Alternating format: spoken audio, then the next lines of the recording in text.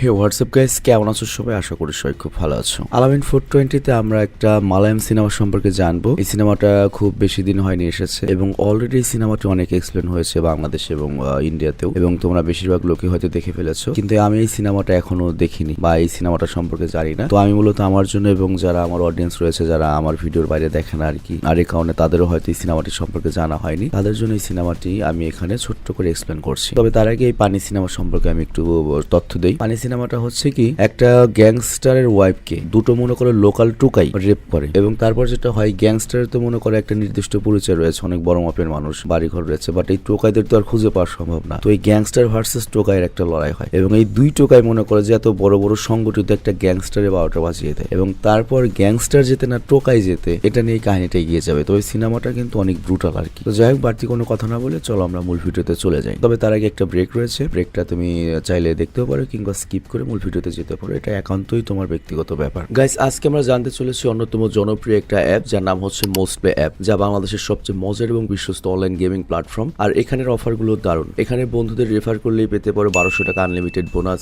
জন্মদিনে উপহার হিসেবে পাবে 2000 টাকা বোনাস, ফেসবুক রিভিউ দিলে পাবে 200 টাকা বোনাস, আর প্রথম ডিপোজিটে থাকছে 3.25% আনলিমিটেড বোনাস, আর দৈনিক 650% স্লট বুস্ট পেয়ে তুমি তোমার জয়ের সম্ভাবনা বাড়াতে পারো। আর জেতা টাকা খুব সহজেই তুলে নিতে পারো বিকাশ, নগদ, রকেট এবং ওপের মাধ্যমে। তো পিন কমেন্টে লিংক দেওয়া রয়েছে, সেখান থেকে সাইন আপ করো এবং মোস্ট প্লেতে তুমি তোমার গেমিং এক্সপিরিয়েন্স আরো রোমাঞ্চকর করে তুলতে পারো। তবে এখানে একটা কথা মনে রাখবে, আমরা যে বিজ্ঞাপনই দিই না কেন, জেনে শুনে বুঝে তারপর সেখানে যাবে, এবং যেখানে আর্থিক ক্ষতির সম্ভাবনা রয়েছে সেটা নিয়ে আরো রিসার্চ করে তারপর তোমরা সেখানে যাবে। তো ব্রেক শেষে আমরা মূল ভিডিওতে আসলাম। তো এই সিনেমা যখন শুরু হয় তখন আমাদের দুটো ছেলের সাথে পরিচয় করিয়ে দেওয়া হয়, এবং এই দুই হারামজাদাই হচ্ছে আমাদের এই সিনেমার মেন চরিত্র, মানে ওরা না থাকলে সিনেমাটাই হতো না। তো যাই হোক, এখানে একটা হচ্ছে সিজু এবং সবাইকে সিজুটিন বলে ডাকে, আর দ্বিতীয় ছেলেটা হচ্ছে ডন, যার পুরো নাম হচ্ছে ডন সেবাস্টিন। আই মিন দুইটাই ক্রিশ্চিয়ান আর কি, এবং ওদের মধ্যে মনে করো ডনই মেন। আর ওরা দুজন ত্রিশূর নামের একটা শহরে বাইকের দোকানের মেকানিকের কাজ করে। তবে এর পাশাপাশি মনে করে যে টুকটাক ভাড়েও আবল তাবল কাজও করে আর কি, চিন্তা মিনতাও করে। তো যাই হোক, একদিনে সকালে একটা ছেলে যখন তার গাড়ির টায়ার পাঞ্চার করে, তো ওদের দোকানে যায় এবং বলে ওটা ঠিক করে দিতে। বাট সিজু আর ডন তখন কোনো একটা কন্ট্রাক্ট পেয়েছিল কাজে, তো ওরা ওই ছেলেটাকে পাত্তা না দিয়ে অন্য কোথাও চলে যায় গ্যারেজের একটা বাইক নিয়ে। আর এরপর সিন শিফট হয়, আমাদের সমীর নামের একটা লোকের চায়ের দোকান দেখানো হয়, যে দোকানে সবসময় ভিড় লেগে থাকে, মানে অনেক নাম করা চা আর কি। আর সেখানে আমরা দেখতে পাই ডনের যে গার্লফ্রেন্ড, সে ডনের সাথে দেখা করার জন্য এখানে এসেছে এবং ডনকে মেসেজ দিচ্ছে, বাট ডন ইগনোর করছে। তো আমি এখানে চিন্তা করলাম যে এত সুন্দর একটা মেয়ে ওরকম একটা টোকার সাথে প্রেম করে, তারপর ওই টোকায় ওকে ইগনোর করছে, ব্যাপারটা একটু ইয়ার। তো যাক, এরপর আমাদের সেই দোকানে আরেকটা ক্যারেক্টারকে দেখানো হয় যার নাম হচ্ছে সুরেশ, আর সে ওই দোকানে আসে। আর সুরেশের মাথায় তখন একটা জমি নিয়ে অনেক টেনশন ছিল। তো এখানে আমরা একটা জিনিস জানতে পারি, সুরেশের একটা জমি রয়েছে দুই ভাইয়ের নামে হয়তো। তো সুরেশ সেই জমিটা বিক্রি করতে চায় না, কিন্তু ওর ভাই সেই জমিটা একজনের কাছে বিক্রি করতে চায়, এবং একটা লোক ওর জমিটা নেওয়ার জন্য খুব বেশি মনে করে যে ঝামেলা করছে। আর এরই মাঝে আমাদের নতুন আরেকটা ক্যারেক্টার দেখানো হয় যার নাম হচ্ছে কুরুভিলা, আর সে অনেক বড় একটা বিজনেসম্যান। আর এই কুরুভিলা অত বেশি গুরুত্বপূর্ণ না, তবে তারপরেও গুরুত্বপূর্ণ, কারণ সে আমাদের আরেকটা যে মেইন ক্যারেক্টার যার নাম হচ্ছে গিরি, আই মিন ওই গ্যাংস্টার যার সাথে ওই টোকাইদের লাগবে, তার হচ্ছে পার্টনার এবং বোনের জামাই। তো যাই হোক, ওখানে আবার ওই সুরেশ এসেছে মূলত ওই কুরুভিলার কাছেই, যাতে ওই জমিটা নিয়ে একটা সুরাহা হয় এবং ওই জমিটা যেন কোনো গ্যাংস্টার ওর কাছ থেকে না নিতে পারে। তো কুরুভিলা তখন সুরেশকে ওয়াদা করে, চিন্তা করিস না, গিরির সাথে মানে বড় গ্যাংস্টারের সাথে আমি এ ব্যাপারে কথা বলবো, কেউ তোর জমি নিতে পারবে না বা চাপ দিয়ে কেউ জমি কিনতে পারবে না। আর অন্যদিকে ত্রিশূর শহরের পুলিশ কমিশনার অফিসে একটা মিটিং হচ্ছে, যেখানে commissioner Ranjit new police IPS training কল্যাণীকে ইন্ট্রোডিউস করে, মানে নতুন একটা মেকারকে ইন্ট্রোডিউস করে। আবার এখানে লোকে এই কল্যাণী হলো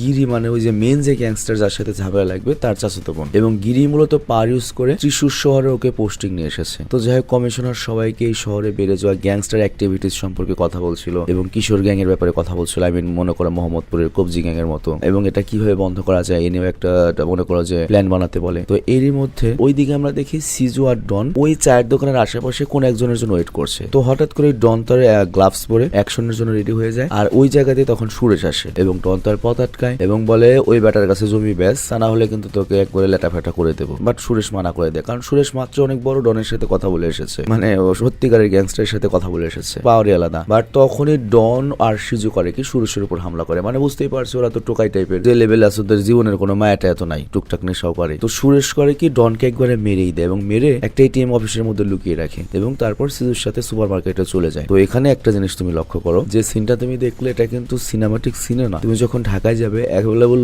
মানুষদেরকে দেখবে ওপেনে ড্যান্ডি খাচ্ছে, গাঞ্জা খাচ্ছে, বাবা খাচ্ছে। তো চিন্তা করো, ওরাও কিন্তু টাকার জন্য যে কাউকে পথে ঘাটে ঘাটে মেরে ফেলবে, একটুও বাঁচবে না। তো যাই হোক এরপর সিন চেঞ্জ হয় আর আমরা দেখি ওই মেন গ্যাংস্টার মানে যার সাথে লাগবে আর কি, সে তার ওয়াইফ গৌরীর সাথে কোথাও যাচ্ছিল। আর ঠিক তখনই তার ফোনে ওই শহরের একটা নাম করা অভিনেতা জয়রাজ কল করে এবং জয়রাজ গিরির কাছে সাহায্য চায়, ভাই বিপদে পড়ে গিয়েছি। অ্যাকচুয়ালি জয়রাজ মনে করো একটা নতুন দোকান উদ্বোধন করতে গিয়েছিল, কিন্তু কথা ছিল 2 লাখ টাকা দেবে, কিন্তু দোকানের মালিক নেওয়ার পরে এখন 1 লাখ টাকা দিতে চায়। তো এই জন্য সে গিরিকে কল করে আর গিরি তাকে হেল্প করতে ওই দোকানে যায় এবং দোকানের মালিকের কাছ থেকে 2 লাখ টাকা নিয়ে জয়রাজের হাতে তুলে দেয় এবং দোকানের মালিককে থাপ্পড় দিয়ে একটা হুমকি দিয়ে দেয়। তো যাই হোক এখানে আমরা বুঝতে পারলাম যে গিরির কত পাওয়ার, মানে ওইদিকে টোকাইদের হচ্ছে সাহস, সমাজের একবার নিচু তরের কিন্তু সাহস অনেক বেশি, আবার এইদিকে গিরি হচ্ছে সাহসও টাকার পাওয়ারও সব দিক দিয়ে পাওয়ার আর কি। তো যাই হোক এরপর গিরির ওয়াইফ বলে যে সুপার মার্কেটে যাবো চলো। তো তারা সুপার মার্কেটের দিকে রওনা দেয় আর অন্যদিকে পুলিশ খবর পায় সুরেশের মার্ডার হয়েছে এবং এরপর যখন তদন্ত করা শুরু হয় তখন তারা কিছু গুরুত্বপূর্ণ প্রমাণ পায় এবং কল্যাণী যে আর কি আমাদের মেইন যে গ্যাংস্টার আর যে চাচাতো বোন যে কিনা বর্তমানে পুলিশ কমিশনারের আন্ডারে কাজ করছে, সে একটা বড় ক্লু নিয়ে কমিশনারের কাছে যায় এবং কমিশনার তখন কল্যাণীকে বলে আমাদের কাছে যত রিপোর্ট রয়েছে সব এক জায়গায় করো এবং সুন্দর করে এই রিপোর্ট গুলো নিয়ে একটা কেস অ্যানালাইসিস করো। তো এখানে সবকিছু অ্যানালাইসিস করে কল্যাণী সন্দেহ করে যে সুরেশের মার্ডার কেসে হয়তো সিজু আর ডনের রিসেন্ট অ্যাক্টিভিটিস এর কোনো কানেকশন রয়েছে। তো অ্যাকচুয়ালি সিজু আর ডন যেটা করেছে তার ওই দোকান থেকে বাইক নিয়ে গিয়েছে, মালিক তো কমপ্লেন করেছে, তো ওদিকেও দোকানে ওরা দুজন নেই, আবার এদিকে মার্ডার হয়েছে, তো এটার সাথে হয়তো এটার কানেকশন থাকতে পারে। তবে পুলিশরা তো আর সিজু আর ডনকে চেনে না, মানে ওইভাবে ওদের কোনো ক্রিমিনাল রেকর্ড নেই। তো এরপর সিন চেঞ্জ হয় আর এদিকে ডন আর সিজু সুপার মার্কেটের বাইরে টাকার জন্য ওয়েট করছিল। তো এখানে আমরা জানতে পারি সুরেশকে মারার জন্য ওরা 10 লাখ টাকার কন্ট্রাক্ট নিয়েছিল। তো 10 লাখ রুপি তো অনেক টাকা, এই টাকা পেলে কেউ মেকানিকের কাজ করবে? এবং আমরা দেখতে পাই ওদের ভেতরে না ছিল কোনো ভয়, না ছিল কোনো গিল্টি, মানে চিন্তা করে একটা মার্ডার করে আসছে, কোনো ভয় নাই। আমি এই দুইটাকে দেখে সত্যি ভয় পাচ্ছি ভাই, যাদের কিছুই হারাবার ভয় নাই তার সাথে তুমি কিভাবে পারবে? তো যাই হোক ডন আর সিজু তো অনেক রাগ যে শালারা এখনো টাকা নিয়ে আসে না, কারণ ওদেরকে কি মেরে দেবো নাকি। আর তখনই সুপার মার্কেটের বাইরে গিরির ওয়াইফ আসে, আই মিন গৌরী, আর তখন ডন হারামজাদার নজর পড়ে গৌরীর উপরে। মানে বড় লোকের বোরা তো সুন্দরী হয় এবং তারা যখন রাস্তায় বের হয় সবার নজর তো তাদের উপরে পড়ে, কিন্তু ডনের নজরে নর্মাল নজর না, ওর উপরে একবারে মনে করো যে ইবলিসের নজরে তাকায়। আর এরপর গৌরী যখন সুপার মার্কেটের ভেতরে ঢুকে যায় তখন ডন করে কি সিজুকে নিয়ে সুপার মার্কেটের ভেতরে ঢুকে। তো সুপার মার্কেটের ভেতরে যখন গৌরী একটা শাড়ি দেখছিল তখন ডন করে কি ওর কাছে যায় এবং পেটে টাচ করার চেষ্টা করে এবং পেটে টাচই করে দেয়। আর বুঝতেই পারছো গৌরী একটা গ্যাংস্টার এবং তো করে কি ডনকে জোরে একটা থাপ্পড় মারে। আর এরপর ডন সরি বলার চেষ্টা করতে থাকে কিন্তু গৌরী অনেক আনকমফোর্টেবল হয়ে যায় যে টোকায় মোকায় ওকে টাচ করেছে, বুঝতেই পারছো মান সম্মান আল্লাহ ফ্যামিলির মেয়ে বা বউ। তো সে করে কি সুপার মার্কেট থেকে চলে যেতে থাকে, বাট তখনই ওর হাজবেন্ড গিরি ঢুকে পড়ে। তো সে তো তার বইয়ের এক্সপ্রেশন দেখে বোঝা যায় কোনো খারাপ কিছু হয়েছে, তো জিজ্ঞাসা করে কি হয়েছে। তো এরপর গৌরী ডন আর সিজুর দিকে তাকিয়ে সব কথা খুলে বলে, তবে সব কথা খুলে বলে না, হাত দিয়ে সেটা বলে না, জাস্ট বলে যে ওরা খুব খারাপ। তো গিরি বুঝে যায় যে কোনো ব্যাড সাউন্ড দিয়েছে এবং নগদ গিয়ে করে কি ওদের সেই ধরনের কেলানি দেয়, ডনের তো হাতি ভেঙে দেয়। আর তারপর ওয়াইফ কিনে সেখান থেকে চলে আসে। কিন্তু তখন যেটা হয় ডন আর সিজু যারা একটু আগে মার্ডার করে এসেছে, যাদের কোনো হারানোর ভয় নেই, ওরা চিন্তা করে ওদের কাছে গ্যাংস্টারি কি এমপি কি মন্ত্রী কি, ওরা যে কোনো ভাবে বদলা নেবে। আর এরপর সিন শিফট হয়ে গিরির বাড়িতে আসে, আমরা দেখি বাড়িতে মোটামুটি পার্টি হচ্ছে এবং এখানে ওদের ফ্যামিলি ফ্রেন্ড সবাই রয়েছে। আর এখানে গৌরী ডান্স করছিল এবং গিরি গৌরীর দিকে তাকায়। আর এখানে আমরা জানতে পারি বা বুঝতে পারি গিরি আর গৌরী একে অপরকে অনেক ভালোবাসে। আর পরের দিন সকালে আমাদের সুরেশের শেষকৃত্য অনুষ্ঠান দেখানো হয়, যেখানে গিরি আর হচ্ছে ওর বোনের জামাই ওই যেটার সাথে বসেছিল আর কি মিটিং হয়েছিল সুরেশের মরার আগে, তো সে আসে শ্রদ্ধাঞ্জলি দিতে। আর অন্যদিকে গিরির কাছে মার খাওয়ার পর ডন আর সিজু তো হসপিটালে এবং ওরা ডিসিশন নেওয়া যেভাবেই হোক ওরা গ্যাংস্টার গিরির উপর রিভেঞ্জ নেবে এবং হসপিটাল থেকে ডিসচার্জ হওয়ার পরে ওরা দুজনে করে কি গিরির বাড়ির উপর নজর রাখতে শুরু করে। তো এরপর একদিন যখন গিরি ঘরে ছিল না তখন ডন আর সিজু করে কি লুকিয়ে গিরির ঘরে ঢুকে পড়ে এবং কাজের মহিলাকে একটা রুমে লক করে আর গৌরীর দিকে এগিয়ে যায়। তো গৌরী বাড়িতে এক রাত ছিল আর এই সুযোগের সদ্ব্যবহারে ওরা যেটা করে এই দুই টোকাই গ্যাংস্টারের বউকে মনে করে যে একবারে ধর্ষণ করে দেয় এবং ফোনের রেকর্ডও করে, ভিডিও রেকর্ডও করে এবং সেখান থেকে চলে যায়। চিন্তা করো। আর গিরি যখন এটা জানতে পারে ভাই ও তো পুরো ভেঙে পড়ে এবং বাসায় গিয়ে তো দেখে ওর বউয়ের অবস্থা খারাপ। আবার এখানে আমরা দেখতে পাই গিরির মা ওই গৌরীর শাশুড়ি এসেছে এবং গৌরীকে সান্ত্বনা দিচ্ছে, বলে যে এটা একটা অ্যাক্সিডেন্ট, ভুলে যাও, এটা মনে রেখে ভেঙে পড়ো না। আবার আমরা দেখি গিরিও তার বউকে অনেক সান্ত্বনা দেয় এবং বলে সব ঠিক হয়ে যাবে, আমি তোমার সাথে আছি, তুমি ভেঙে পড়ো না। কিন্তু গিরি নিজেই ভেঙে পড়েছে ভেতর থেকে এবং ওর মাথা মনে করে যে রক্ত গরম হয়ে গিয়েছে এবং ওর মাথায় একটা কথাই ঘুরছে, ডন আর সিজুকে খুঁজে বের করে ওদেরকে ডাইরেক্ট একবারে কচু কাটা করবে। তো যাই এরপর গিরি করে কি তার যে বাকি পার্টনার রয়েছে বা বন্ধু রয়েছে তাদেরকে নিয়ে সিসিটিভি ফুটেজ চেক করে, যেখানে ডন আর সিজুর লোকেশন গুলো ট্র্যাক করা হয় এবং গিরি ডিসাইড করে যে এরা পুলিশে কোনো কমপ্লেন করবে না, বরং এই কেস নিজে হ্যান্ডেল করবে। কারণ পুলিশ নিলে কি হবে, যাওয়ার জীবনে কারাদণ্ড, কিন্তু ওদের তো মেরে ফেলবো না, মানে ওদের তো অনেক পাওয়ার, বুঝতেই পারছো, পলিটিক্যাল পাওয়ার, টাকার পাওয়ার। তো যাই হোক এই কারণে গিরি চিন্তা করে যে সে নিজে এবং তার যে পুরো গ্রুপ রয়েছে, সিন্ডিকেট রয়েছে, এটা দিয়ে ডন এবং সিজুকে খুঁজে বের করে ডাইরেক্ট জিন্দা ফোগামা করে দেবে। আবার অন্যদিকে কমিশনারের গ্রুপ এই গিরির গ্যাংস্টার গ্রুপ সম্পর্কে ইনফরমেশন পায়। তো কমিশনার এখানে জানতে পারে যে গিরি আর তার বন্ধু বান্ধব তারা কোনো সাধারণ লোক নয়, তারাও অনেক বড় লেভেলের লোক এবং তাদের ইনকাম অনেক হিউজ এবং তাদের পলিটিক্যাল পাওয়ারও অনেক। এবং গিরির যে বাকি ফ্রেন্ডসরা রয়েছে তারাও নর্মাল মানুষ নয়, তবে তারা সবাই পরিবারের মতো এবং তারা যে ওই মানুষের চান্দাবাজি করে এই টাইপের গ্যাংস্টার নয়। মনে করো যে ওই যে কন্ট্রাক্টরি কাজ করে, তারপর তোমার ইট বালুর বিজনেস করে বা এই ধরনের এসব বিজনেস করতে গেলেও কিন্তু পাওয়ার লাগে। অনেক বিজনেসই আছে যেগুলো করতে গেলে তোমার পাওয়ার লাগবে আর কি। তো যাই হোক, তখন কমিশনার হঠাৎ করে জিজ্ঞাসা করে ওদের মধ্যে কি শুধুমাত্র ডেভি গ্যাংস্টার হিসেবে অ্যাক্টিভ। তো এখানে গিরিরা তো মনে করো ব্যবসায়িক গ্যাংস্টার, কিন্তু ডেভি হচ্ছে মনে করো হয়তো ডাইরেক্টলি গ্যাংস্টার, তার একটা কিছু। তো তখন একটা পুলিশ উত্তর দেয় না স্যার, গিরি আর ডেভি দুজনেই একটা গ্যাং এর পার্ট এবং তারা একসাথে কাজ করে এবং তাদের সাথে সাজি এবং কুড়িভিলা নামে আরো দুজন রয়েছে এবং তারা সবাই একই কলেজ থেকে পড়াশোনা করেছে। গিরি আর সাজি হচ্ছে আপন চাচাতো ভাই আর ডেভিড আর কুড়িভিলা আরেক শহর থেকে এসেছে, তবে তারা চারজন একসাথে পড়ালেখা করেছে, অনেক ভালো ফ্রেন্ড। আর কুড়িভিলা তো গিরির বোনকেই বিয়ে করেছে। এবং আরেকটা পুলিশ অফিসার তখন বলে স্যার এদের কাছে অনেক পাওয়ার রয়েছে, তো এরা মনে হয় নিজেদের কাছে নিজেদের মতোই করবে, আমাদের কিছু করার নেই। তো এখানে পুলিশদের কথা আমরা বুঝতে পারি যে গিরির বাড়িতে যে ঘটনা ঘটেছে এটা অলরেডি পুলিশের কানে এসেছে, তবে যেহেতু কোনো মামলা হয়নি তার জন্য পুলিশ বুঝতে পারছে যে গিরিরা নিজেরাই এটা হ্যান্ডেল করবে। এরপর সিন চেঞ্জ হয়, গিরির বন্ধু ডেভিড দায়িত্ব নেয় ডন আর সিজুকে ধরার এবং ওই সময়ের কাছে দুজন লোক আসে এবং সে করে দুজন লোককে আনায়। আর তার মধ্যে একজন ছিল হচ্ছে ডন আর সিজুর দোকানের মালিক আর একজন হচ্ছে জয়, যার কাছে গিয়ে ডন আর সিজু একসময় কাজ চেয়েছিল। তো ওদের কাছ থেকে তথ্য পাওয়ার পরে সে ডনের অ্যাড্রেস পায় এবং ডনের অ্যাড্রেসে গিয়ে ওর বাবাকে ধরে। আর তারপর ডেভিড, গিরি আর সাজিকে সব ইনফরমেশন দেয়, মানে ওরা তো চারজনের গ্রুপ। তো ওরা পুরো বুঝে যায় যে সুরেশের মার্ডারটা ডন আর সিজুই করেছে। আর এইদিকে আমরা দেখি ডনার গার্লফ্রেন্ডকে একটা নির্জন বিল্ডিং এ নিয়ে গিয়েছে যেটা সি বিচের কাছে, আর সিজু হারামজাদা পাহারা দিচ্ছে। মানে এই সিনেমাগুলো একটু সেক্সি টাইপেরই, মানে কি বলবো, কাহিনী যাই হোক পুরো সিনেমা যে সেক্সের উপর বেস করে তা না, কিন্তু যেখানে দেখাতে চেয়েছে সেখানে ভালো মতোই দেখিয়েছে। তো যাই হোক এখানে ওরা ফিজিক্যাল হয় আর তখনই ডনের ফোনে অনেকগুলো মিসড কল আসতে থাকে। তো ডন যখন এই মিসড কল গুলো দেখে তখনও বুঝতে পারে যে মনে হয় কোনো গন্ডগোল, এর জন্য করে কি সিজুকে নিয়ে দ্রুত ওই জায়গা থেকে চলে যায়। আর এইদিকে ডনের গার্লফ্রেন্ড তখন রেগে যায়, কারণ বুঝতেই পারছো এই সময় কেউ উঠে গেলে কেমন লাগতে পারে। তো যাই হোক তখনই লোকেশন ট্র্যাক করে কিন্তু ডেভিডের লোকজন সেখানে চলে আসে এবং